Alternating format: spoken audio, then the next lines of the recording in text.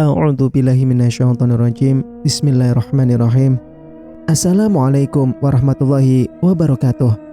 Kembali lagi di channel Sampul Hitam. Untuk cerita kali ini, Mang Sukir masih melanjutkan cerita yang sebelumnya. Suamiku pembunuh anak-anakku. Cerita ini ditulis oleh Zika Amel. Dan bagi teman-teman yang ingin membacanya secara langsung, atau teman-teman ingin membaca koleksi cerita-cerita dari Kak Zika Amel, teman-teman bisa langsung kunjungi link yang saya sudah siapkan ada di deskripsi. Oh ya, sebelum itu Mang Sukir minta dukungan dari teman-teman. Bagi yang belum subscribe, untuk subscribe channel ini dan nyalakan notifikasinya agar teman-teman tidak ketinggalan cerita-cerita dari Mang Sukir. Dan tak usah berlama-lama, langsung saja kita ke ceritanya. Selamat mendengarkan. Pah, udah dong ah. Palingan juga orang lewat. Mungkin tetangga sebelah kali. Ucapku mencoba membuat keadaan menjadi tenang kembali. Iya mah, makasih ya. Karena kamu aku jadi lebih tenang sekarang. Oh iya, yuk kita makan malam sayang. Aku tadi ada masak nasi goreng kesukaan kamu loh. Tadi Andin juga Andita bantuin aku masak. Mereka seneng banget mah. Wah, pasti enak banget kayaknya ya Pah. Yuk. Aku meraih tangan Benny lalu mengajak keluar dari kamar. Belum jauh melangkah, tiba-tiba aku berhenti. Pah, kamu jalan aja dulu ke ruang makan ya. Aku mau ke kamar si kembar dulu. Oke mah, kamu hati-hati ya. Kalau ada apa-apa panggil aku aja. Ucap Benny dan berjalan hingga ke ruang makan. Saat kakiku melangkah berbalik, aku merasa ada seperti yang mengikutiku dari belakang.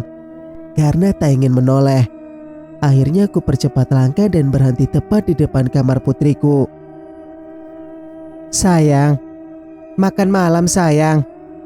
Aku memanggil mereka dari balik pintu karena aku pikir mereka akan keluar sendiri.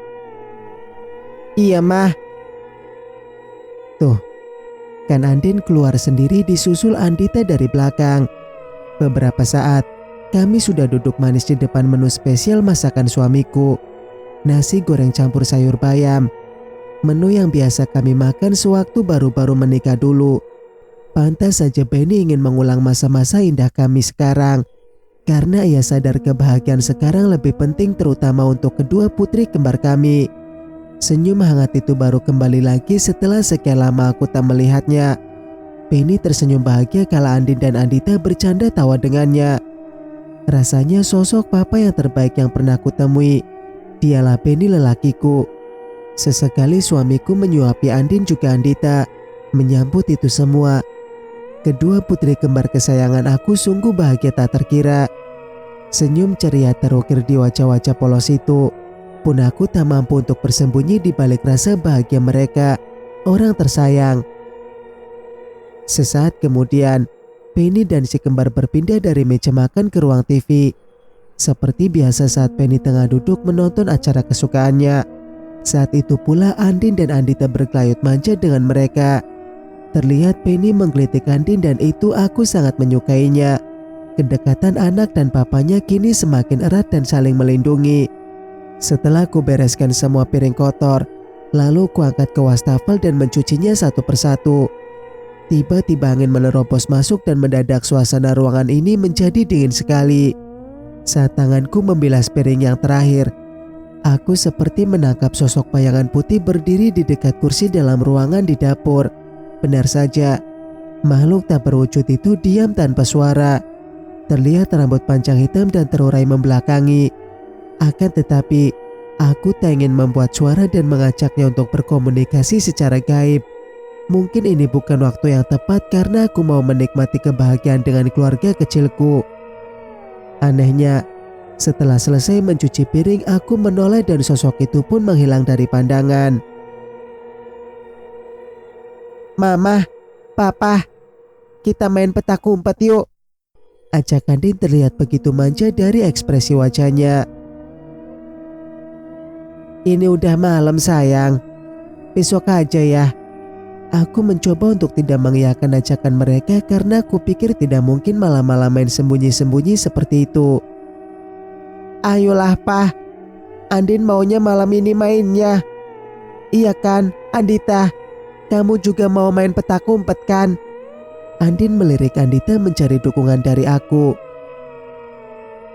Gak apa-apa mah, boleh aja kok. Sesekali main petak umpet sama putri-putri kita. Timpal Benny yang buat aku kaget kenapa ia tiba-tiba mau mengiyakan ajakan mereka. Akhirnya, aku setuju bermain permainan semasaku kecil itu. Sekarang giliran putriku yang menikmati masa kecilnya. Mendadak suasana rumah ini menjadi sepi dan udaranya juga lebih dingin dari biasanya.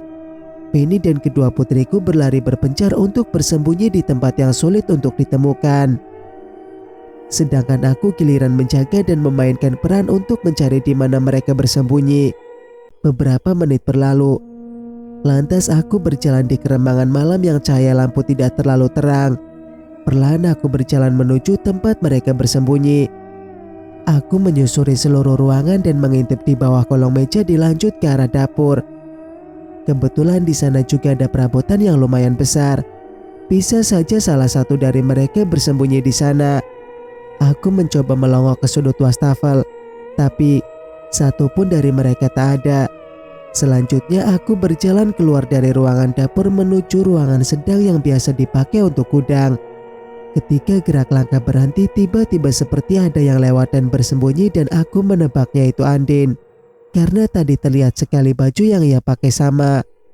Ketika aku berjalan sedikit meloncat ke belakang bufet. Dan aku juga tak menemukan siapa-siapa. Akhirnya kepanikan mulai membuatku berlari ke seluruh ruangan. Yang tiba-tiba senyum tanpa ada tanda-tanda Benny dan si kembar. Bagaimana mungkin mereka tidak ada di seluruh ruangan dalam rumah ini? Kemana mereka?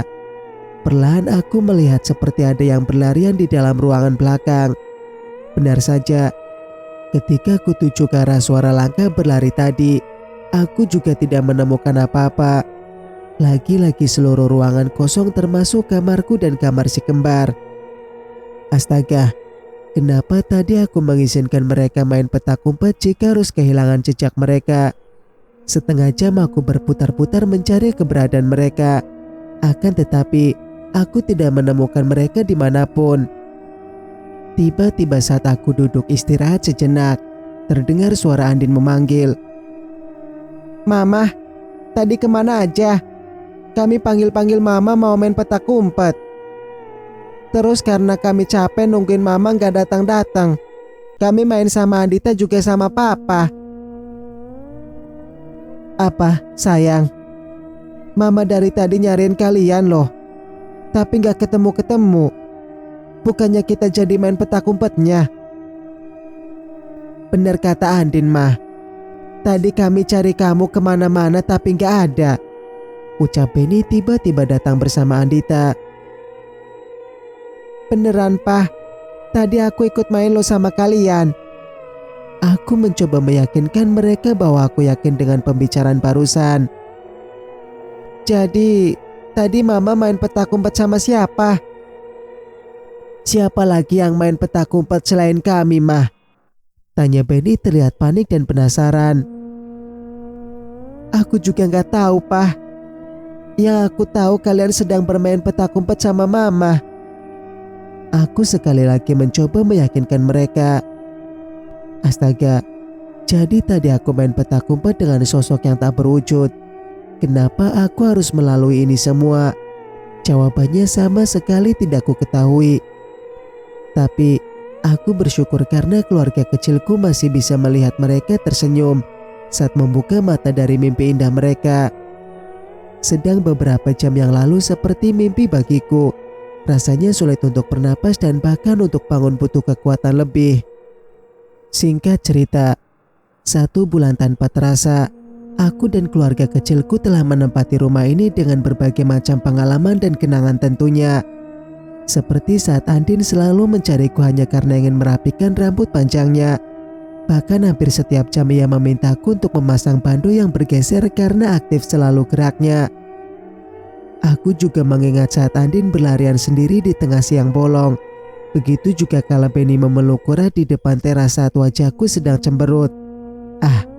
Semua kenangan indah itu telah tercipta semenjak kami tinggal di rumah ini. Di balik kenangan indah tentu saja menyertakan kenangan buruk selayaknya sebuah mimpi yang pemiliknya tak pernah bisa bangun bahkan saat ia mencoba untuk kesekian kali. Isak tangis sosok perempuan bermata sendu masih jelas menggema dalam rongga telinga ini, seolah selalu terdengar saat dalam sunyi senyap malam yang dingin. Wajah cantik dan seringai menakutkan masih membayangi dalam benakku hingga detik ini. Ya, aku hampir lupa dengan teror berdarah yang ia perlihatkan padaku. Mungkin untuk yang satu ini masih belum bisa kupecahkan dengan segala misteri di baliknya.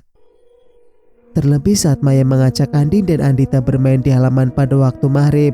Itulah mengapa aku ingin mencari tahu ada apa sebenarnya. Pesan apa yang ingin disampaikan padaku oleh si pemilik kaki mengambang itu. Kala mengingatnya perlahan bulu kuduku meremang dengan sendirinya. Tentu saja, aku masih mempunyai sisi ketakutan dalam diri meski punya mata batin. Akan tetapi terlepas dari kenangan indah maupun kenangan buruk, aku tetap menghargainya. Bukankah di balik cobaan akan ada hikmahnya? Ya, semoga aku bisa mendapatkan hal yang sama. Mah, Andin mau ketemu Tante Maya. Celetuk Andin nyaris membuat aku membulatkan mata seketika. Sayang, Tante Maya lagi sibuk. Gak mungkin bisa kita temui. Aku merespon baik meski harus berbohong pada putri kecilku. Karena bagaimana mungkin ia bisa bertemu dengan orang yang sudah mati. Tapi Mah, Andin pengen main lari-larian sama Tante Maya. Emangnya Mama tahu rumah Tante Maya di mana? Tanya Andin mulai merengek padaku dengan nada yang agak sedikit meninggi. Dengerin Mama Andin. Mama bilang enggak ya enggak. Astaga, akhirnya emosiku tersulut saking tidak bisa kuturuti permintaan putriku. Mama jahat, balas Andin sembari menahan tangisnya. Maafin Mama ya sayang. Maksud Mama bukan gitu sayang. Aku akhirnya memeluk Andin dan berucap maaf karena telah membentak seperti tadi. Mama janji ya, kita nanti kapan-kapan main ke tempat Tante Maya. Lanjut Andita dengan tatapan polos padaku. Iya sayang. Mama nanti akan ajak kamu ketemu Tante Maya. Sekarang jangan nangis lagi dong sayang. Nanti cantiknya putri Mama hilang loh. Aku akhirnya mengiyakan bahwa suatu saat Andin bisa bertemu Maya. Entah itu bisa terjadi atau tidak. Oh iya sayang. Kok dari tadi Mama gak lihat adikmu? Andita sama Papa.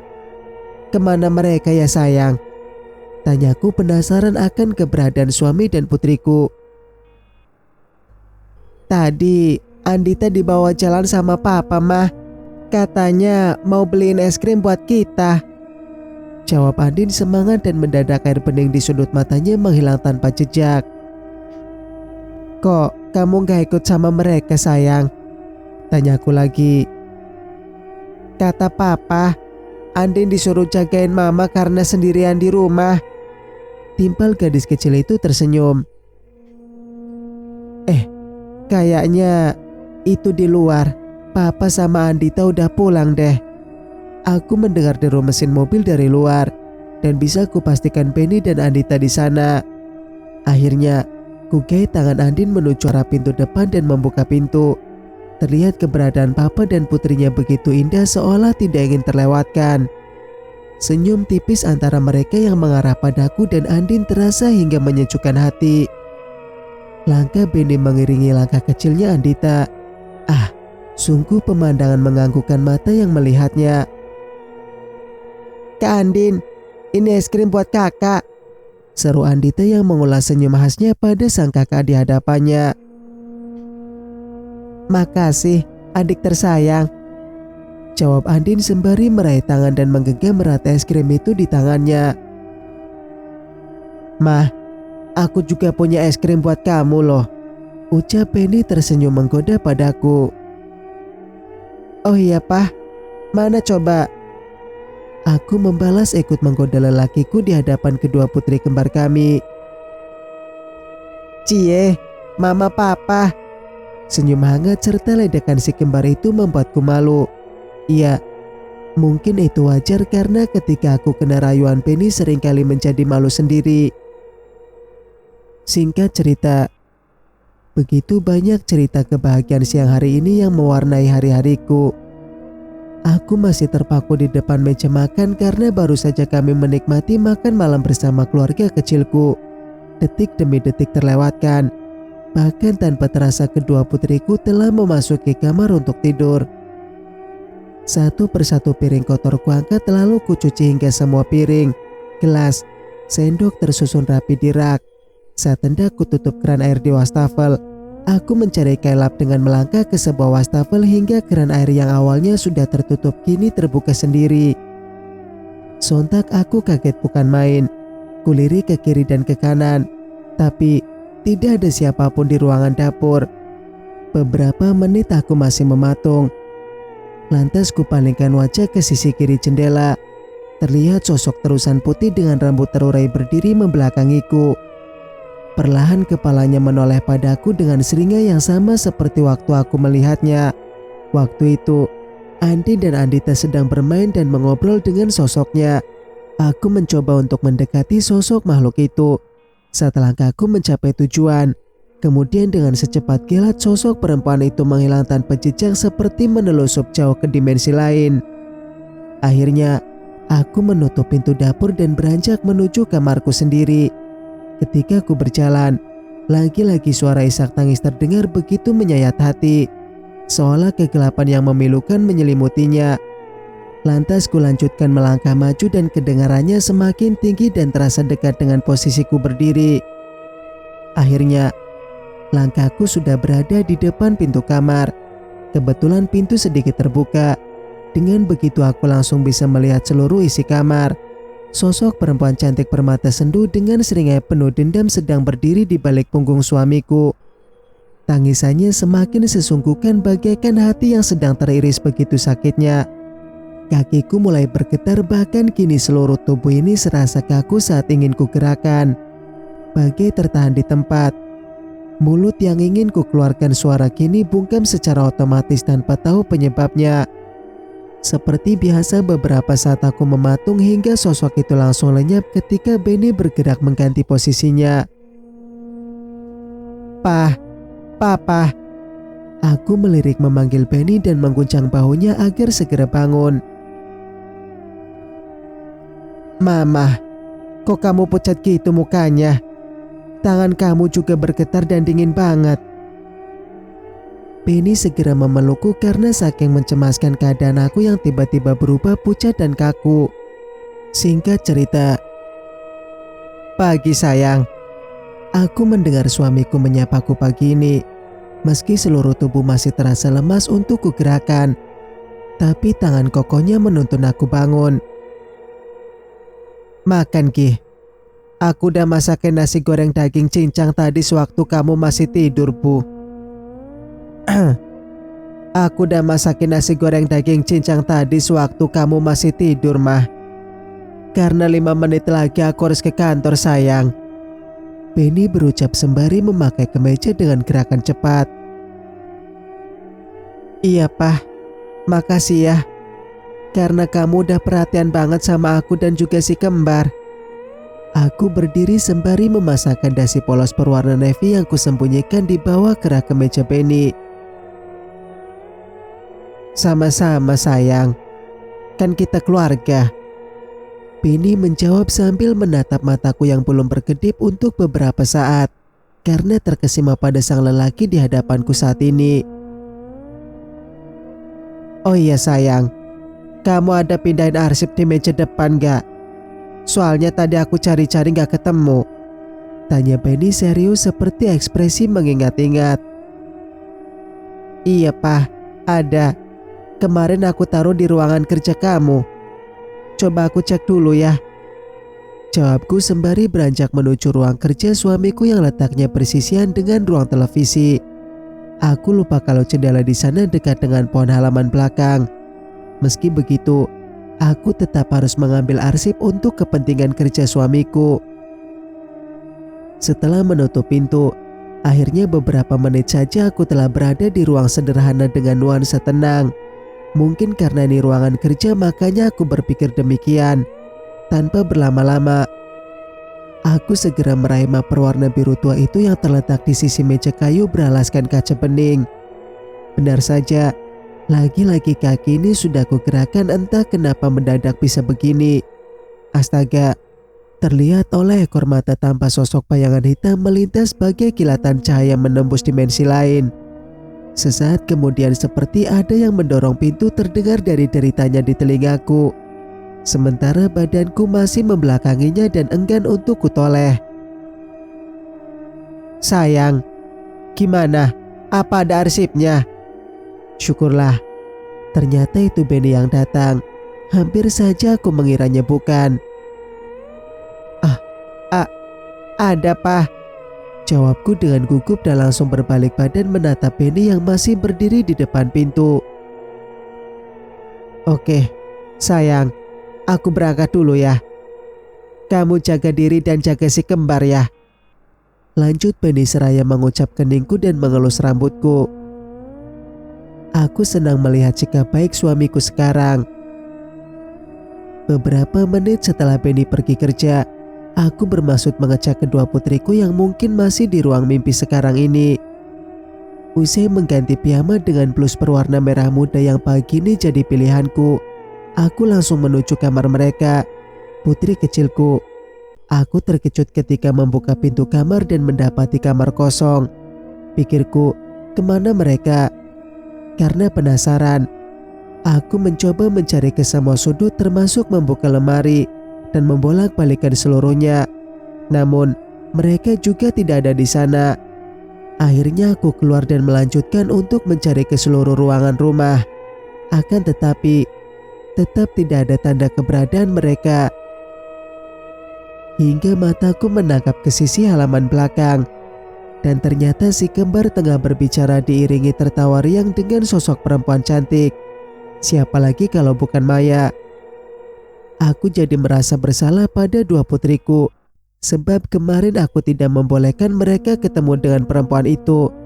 Dan sekarang yang muncul mencoba mendekati Andin dan Andita.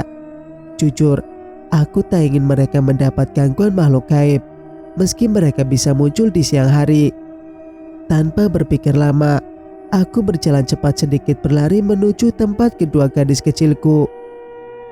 "Andin, Andita," aku berseru memanggil mereka dan mendengar suaraku. Akhirnya mereka serempak menoleh. "Kalian ngapain di sini sih sayang? Andin, Andita, jawab mama."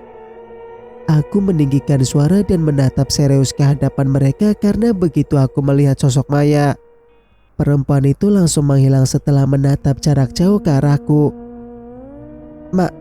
Maafin kita, Mah. Tadi gak bilang dulu sama Mama juga Papa. Waktu Tante Maya ngajak kami main bareng," ucap Andin lirih dengan nada takut-takut dan menunduk. "Iya, Mah. Andita juga salah karena gak mau Kak Andin ngasih tahu Mama dulu tadi," timpal gadis kecil itu yang menatap padaku dengan nada sedih. "Iya sayang, Mama maafin. Tapi lain kali kalau mau keluar rumah, kabarin Mama sama Papa dulu ya sayang," lanjutku kembali menasihatinya. "Iya Mama, Andin ngerti." "Ya udah, sekarang ayo kita nonton TV aja," ajakku berusaha agar mereka melupakan soal bermain dengan si hantu jelmaan itu. Saat beberapa menit menonton, tiba-tiba ponselku berdering. Lantas kurai benda dengan layar bergetar itu dan kulihat di sana tertera nama Nadia memanggil. Syukurlah, ternyata bukan telepon aneh yang manggil, tapi manusia. "Halo, Mbak Adinda," ucap Nadia terdengar dari balik ponsel. "Iya Nad, Ini Mbak sendiri. Ada apa, Nat? Tanyaku semangat dan ikut tersenyum. Aku sekarang lagi di taksi online mau ke tempat Mbak. Aku juga ada bawa beberapa baju nih di dalam tas ranselku. Rencananya mau nginep di rumah Mbak. Boleh kan? Soalnya aku udah kangen banget sama si kembar. Oke Nat, Mbak tunggu ya. Hati-hati di jalan Nat. Akhirnya aku menutup telepon dan ingin cepat mengabari Andin dan juga Andita. Mereka pasti senang dengan kedatangan tantenya. Setidaknya selama ada Nadia di sini, mereka teralihkan dari ajakan makhluk tak berwujud itu. Setelah aku memberitahu pada kedua putri kembarku tentang kedatangan Nadia dan menginap beberapa hari, mereka begitu antusias ingin segera menyambutnya. Bagaimana tidak? Kebersamaan dan cinta seorang Nadia begitu tulusnya ia berikan pada mereka. Bahkan sewaktu si kembar kecil, Nadia tak pernah meninggalkan apalagi mengacuhkan mereka. Mungkin oleh sebab itu Andin dan juga Andita lengket pada perempuan pengejar karir seperti Nadia. Tak berapa lama, terdengar suara mobil berhenti di depan pintu gerbang depan. Begitu si kembar menyadari seorang datang, mereka berlari dengan cepat membukakan pintu dan aku didahului oleh dua putriku sendiri. Hore, Tante Nadia datang! Teriak si kembar begitu antusiasnya ketika melihat Nadia tiba di depan pintu. Melihat Nadia tiba di depan pintu dengan senyum manis terukir di wajahnya. Hai sayang, astaga, kalian udah segede gini aja. Ini pasti Andin kan? Dan ini pasti Andita. Tante gak salah kan? Iya Nat, kamu gak salah kok. Kan waktu kecil mereka bareng kamu terus. Iya kan sayang? Bisa kulihat rasa bahagia terpancar di kedua bola mata mereka ketika Nadia mencium pipi Andin dan Andita. Ah, semua pemandangan ini begitu indah untuk dinikmati. Jadi, mau di luar terus nih sayang. Yuk, kita suruh Tante Nadia masuk dulu. Yuk Tante. Setelah Nadia masuk dan beristirahat sejenak, aku melangkah ke dapur untuk meracik minuman untuknya. Sementara Andin dan Andita berlanjut menonton acara kesayangan mereka sembari ditemani Nadia. Aku meletakkan cangkir minuman dan cemilan seadanya di meja kecil, lalu ikut menemaninya duduk. Waktu kamu kesini, udah tahu nenek dulu Nat? Tanya aku ingin memastikan saja. Udah Mbak, bahkan nenek titip salam untuk Mbak Dinda dan buat Mas Benny juga. Dan yang lebih utama nih, nenek titip rindu buat si kembar. Katanya kangen banget. Nadia berbicara sembari menyicip makanan di hadapan. Aku sebenarnya ingin menanyakan satu hal padanya, namun aku merasa sepertinya ada yang menatapku dari belakang Nadia. Bersambung, nantikan kelanjutan ceritanya di video berikutnya. Mas Sukir pamit. Wassalamualaikum warahmatullahi wabarakatuh.